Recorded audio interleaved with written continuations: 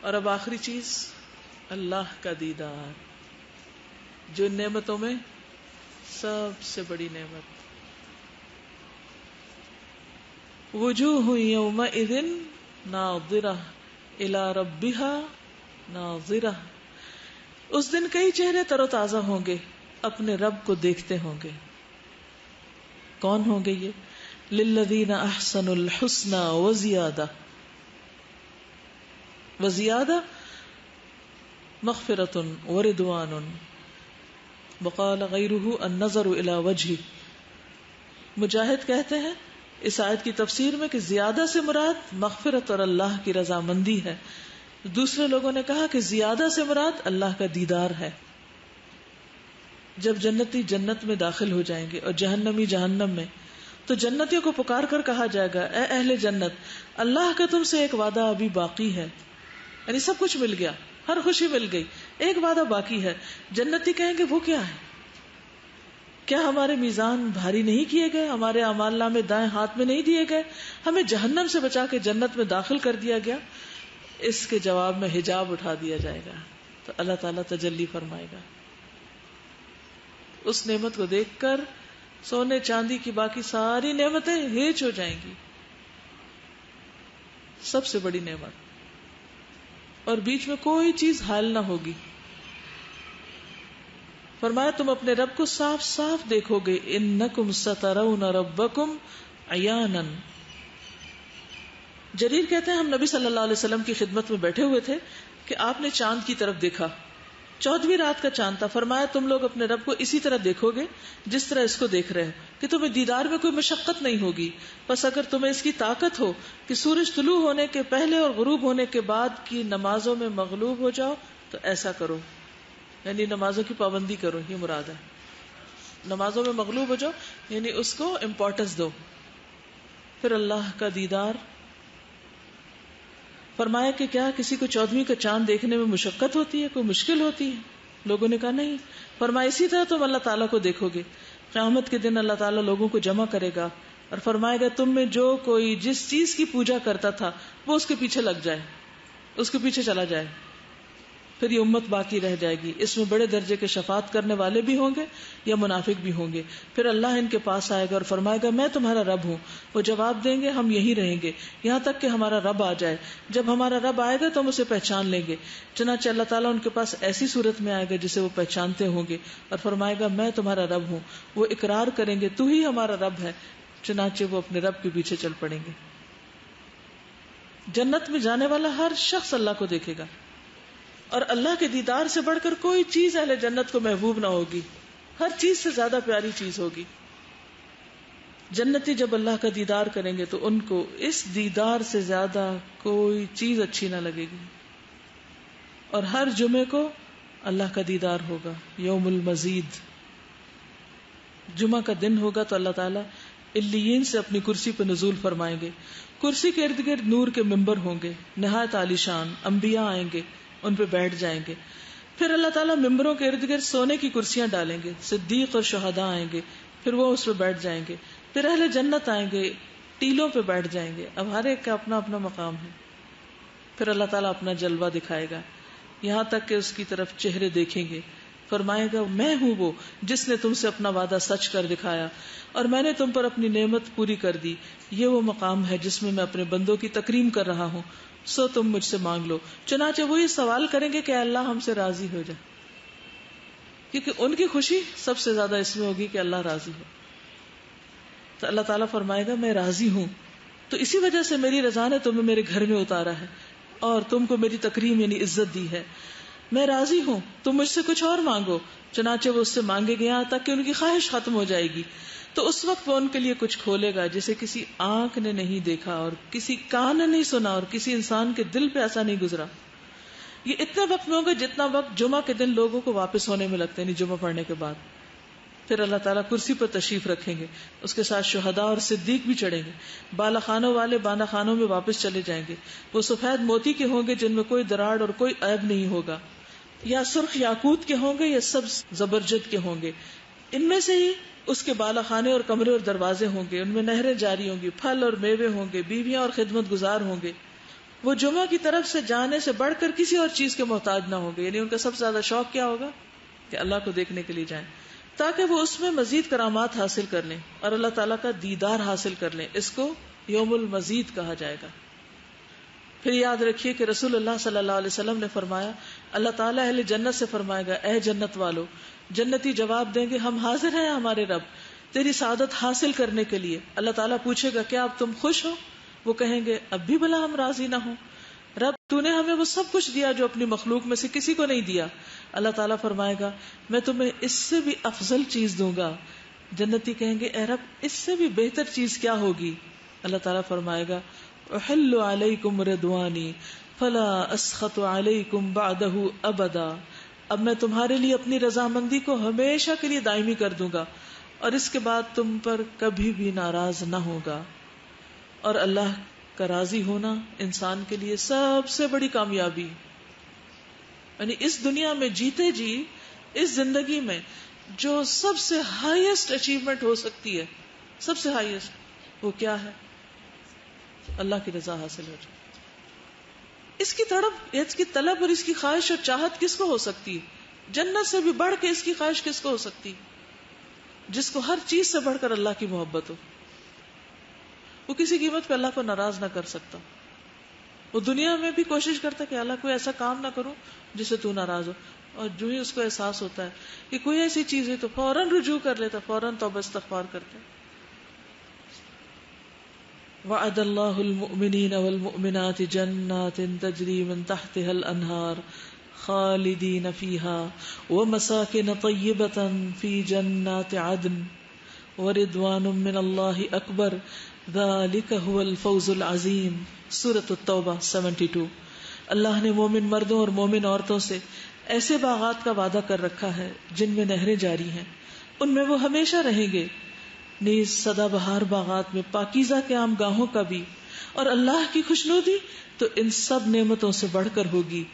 यही बहुत बड़ी कामयाबी है। ज़ालिका हुवल फौज़ुल अज़ीम। अल्लाह ताला हम सबको अल फौज़ुल अज़ीम अता फरमाए।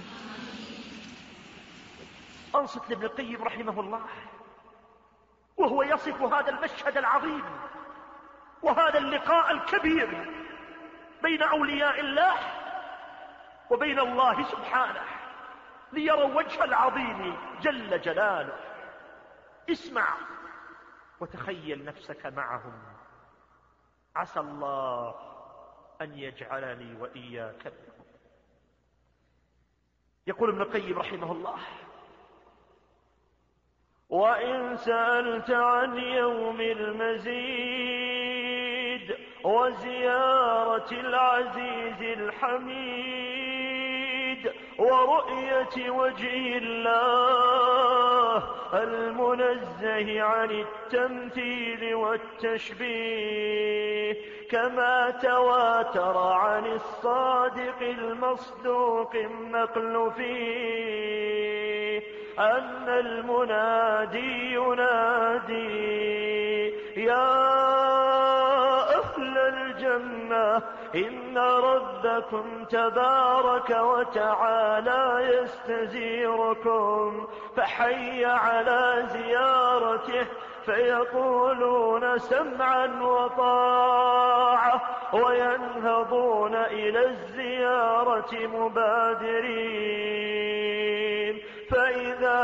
بالمجائب قد أعدت لهم فيستوون على ظهورها مسرعين، حتى إذا انتهوا إلى الوادي الأفيح الذي جعل لهم موعدا وجمعوا هناك فلم يغادر الداعي منهم أحدا، أمر الرب تعالى بكرسيه فنصب هناك، ثم نصبت لهم منابر من نور ومنابر من لؤلؤ ومنابر من زبرجد ومنابر من ذهب ومنابر من فضة، وجلس أدناهم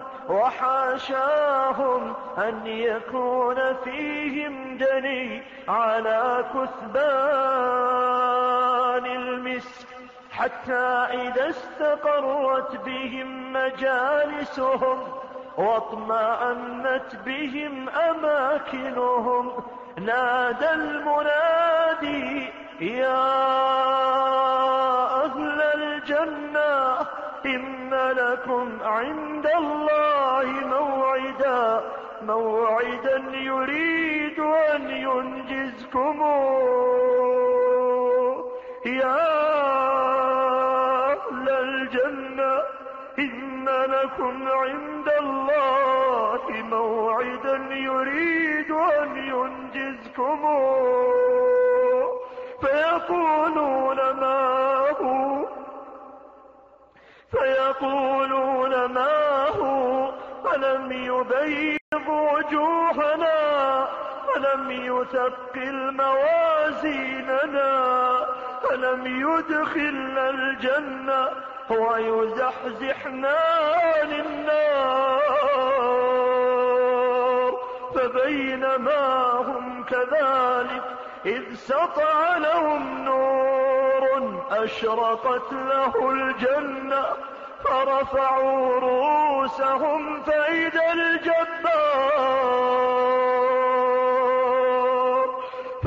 الجبار جل جلاله قد أشرق عليهم من فوقهم وقال يا أهل الجنة.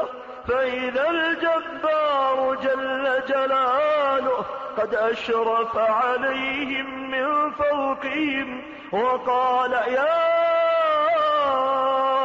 أهل الجنة سلام عليكم،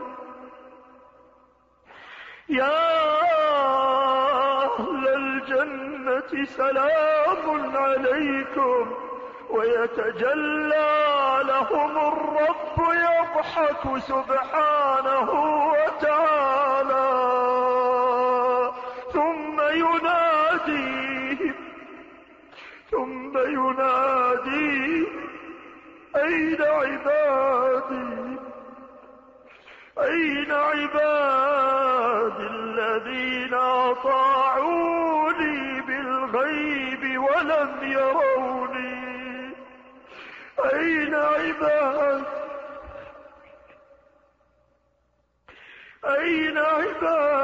الذين أطاعوني بالغيب ولم يروني.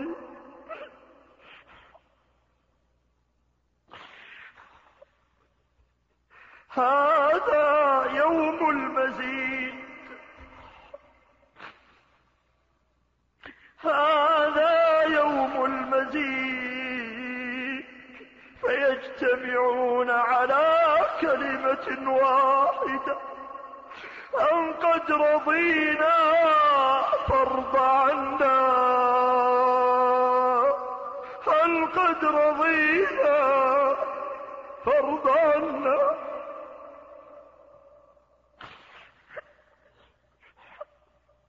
فيقول الله سبحانه يا أهل الجنة إني لو لم أرض عنكم لم أسكنكم جنتي. هذا يوم المزيد فاسألوني.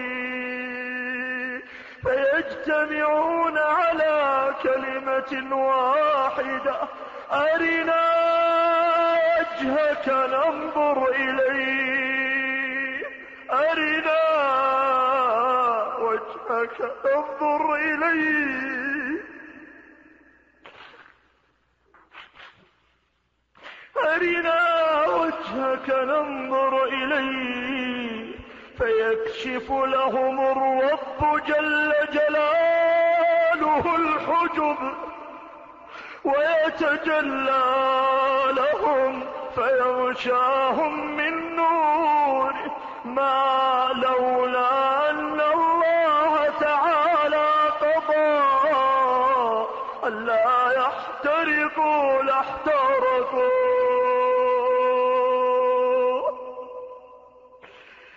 ولا يبقى في ذلك المجلس أحد إلا حاضره ربه محاضرة، حتى إنه يقول: يا فلان أتذكر يوم فعلت كذا وكذا؟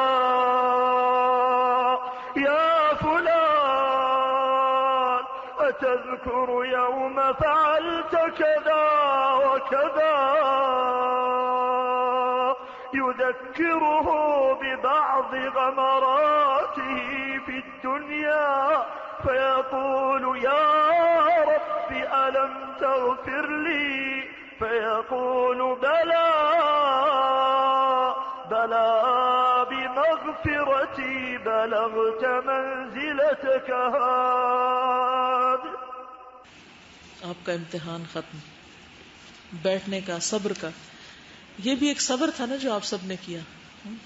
تو جو صبر کرنے والی، گرمی، راہ، تکلیف، مشقت، نیند، بھوک، ہر چیز میں، تو جو صبر کرنے والے ہیں ان کا اجر اللہ تعالیٰ ضائع نہیں کرتا. ان اللہ لا یضیع اجر المحسنین، محسنین کا اجر بھی ضائع نہیں ہوتا. انما یوفی الصابرون اجرہم بغیر حساب، صابرین کو ان کا اجر بے حساب دیا جائے گا.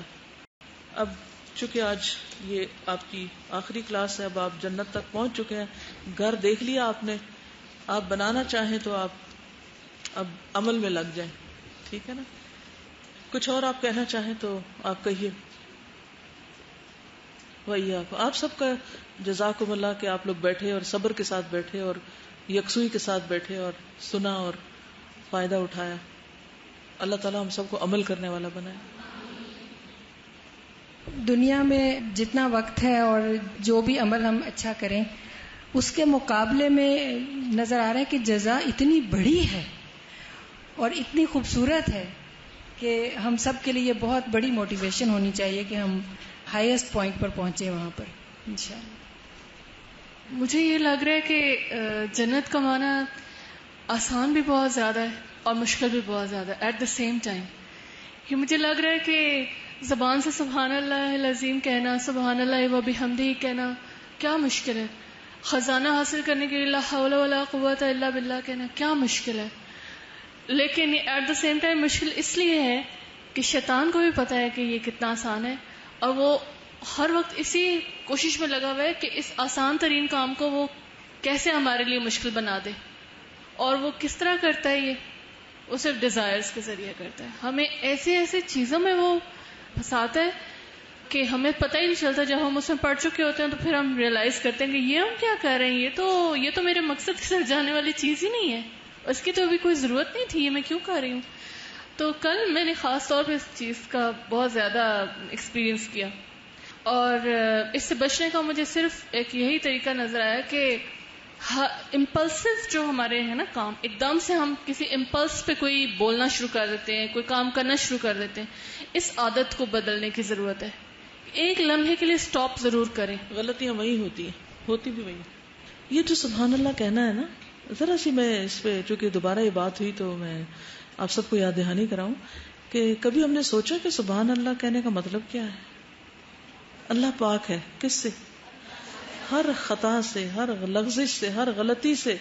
یعنی دوسرے معنوں میں اس کا ہر فیصلہ بہت اچھا فیصلہ ہے. وہ جو بھی ہمارے بارے میں فیصلہ کرے. اب مثلا گرمی ہے،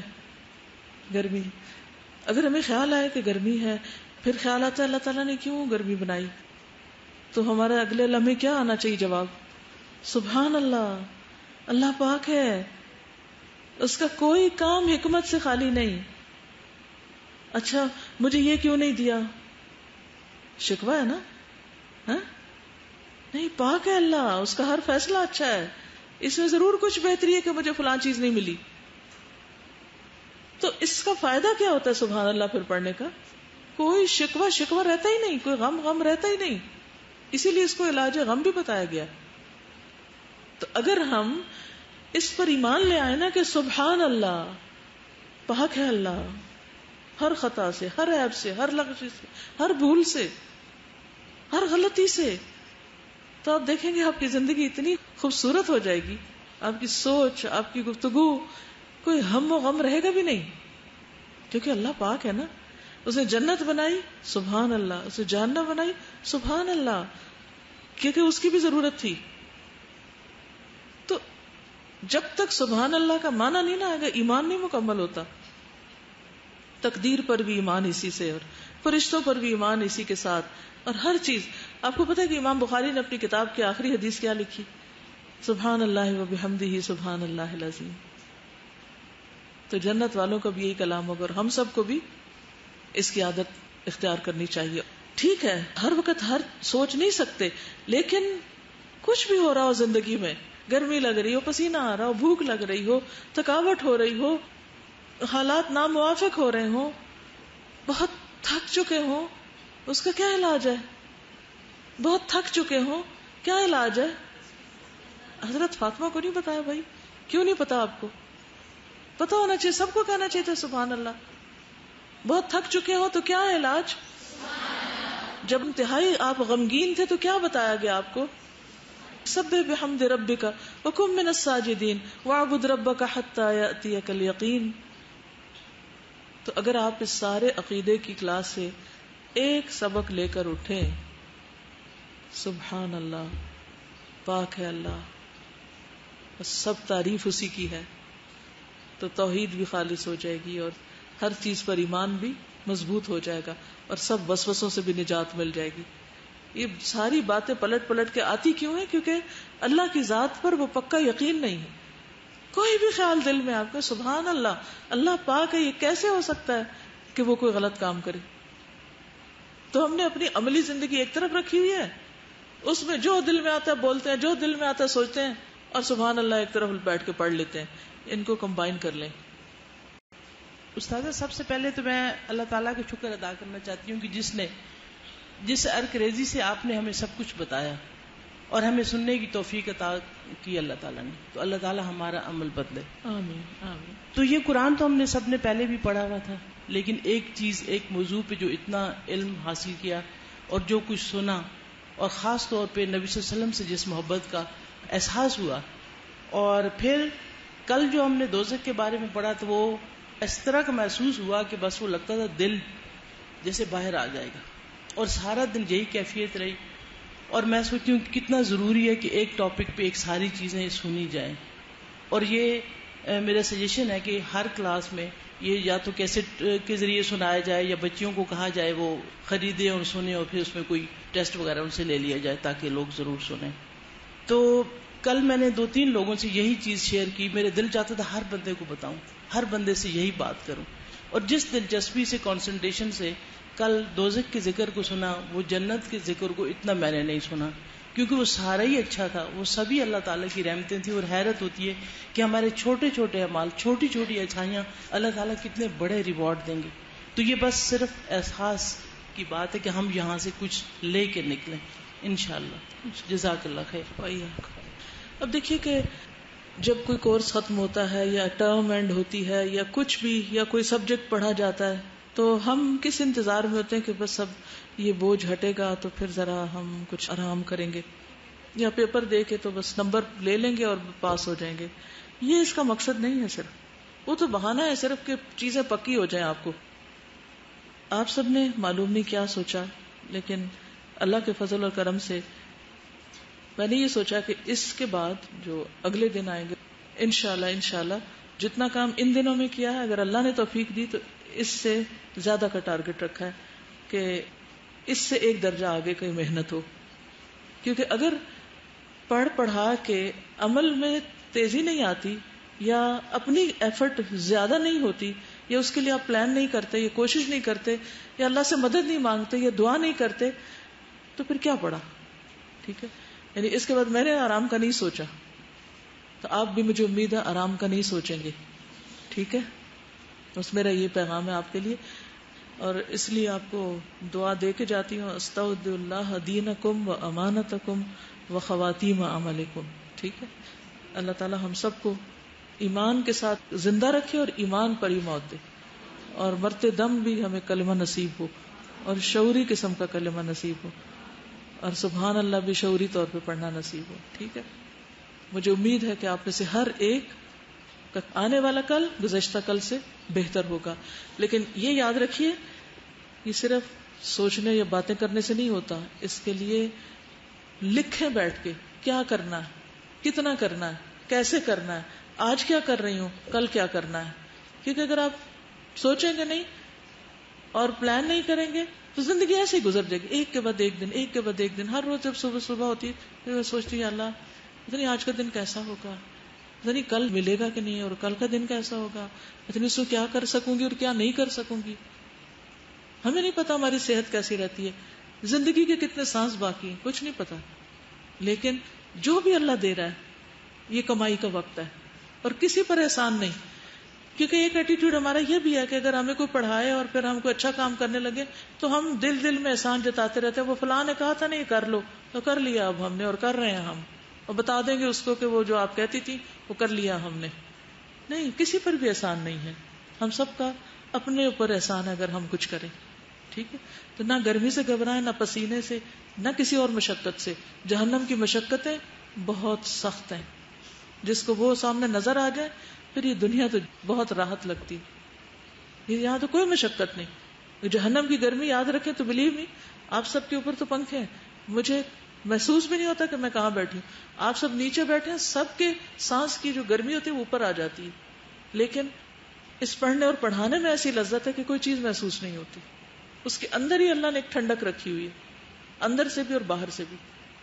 تو یہ تبھی ہوتا ہے جب انسان اپنے سامنے ایک مقصد رکھے. اور ہم سب کو مقصد کیا ہونا چاہیے؟ اور سب سے بڑی کامیابی، دنیا کی چھوٹی چھوٹی کامیابیوں کے پیچھے نہیں اپنی جان گنوائیں اور نہ ان کے جانے پہ کچھ روئیں. اور رضوان اللہ اکبر وذالک هو الفوز العظیم. تو جو آخری لفظ میں نے بولے ہیں انہی کو پکڑ لیں اور انہی کے اوپر کل سے مزید کام شروع کریں. اوکے. اور ایک تو میں چاہوں گی کہ پیچھے جتنا پڑھا نا سارے کو ریوائز کریں، سارے کو اپنے جو ہوم ورک کی کاپی ہیں اس کو بھی دیکھیں، ریوائز کریں. عمل کی چیزیں چن کے کہیں الگ لکھ لیں تاکہ وہ ٹپس میں یاد ہوں اور وہ بھولے نہ پھر. رائٹ. اوکے. جزاکم اللہ خیرا. سبحانک اللہم و بحمدک، اشہد ان لا الہ الا انت، استغفرک و اتوب الیک. السلام علیکم و رحمۃ اللہ وبرکاتہ.